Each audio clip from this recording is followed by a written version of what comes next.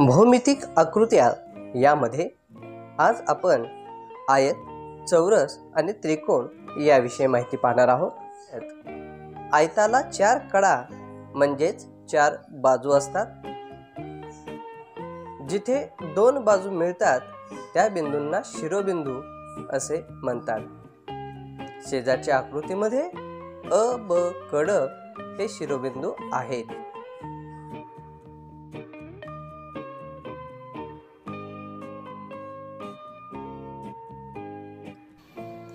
या ठिकाणी बाजू अब, बाजू बक, बाजू कड आणि बाजू अड या आयताच्या बाजू आहेत आणि आयताच्या समोरासमोरील बाजू या समान लांबीच्या असतात। या ठिकाणी बाजू अब याची लांबी जर 6 सेंटीमीटर असेल तर अबच्या समोरील म्हणजेच बाजू डक याची लांबी सुद्धा 6 सेंटीमीटरच असणार आहे।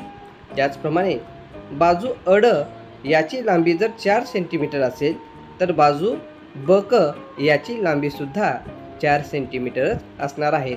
म्हणजेच आयताच्या समोरासमोरील बाजू या समान लांबीच्या असतात। आयताचे सर्व कोन हे काटकोन असतात आणि त्यामुळेच आयताला काटकोन चौकोन असंही म्हटलं जातं। त्रिकोण, त्रिकोणाला 3 शिरोबिंदू व 3 बाजू असतात। या ठिकाणी त्रिकोणामध्ये य, र व ल हे 3 शिरोबिंदू आहेत।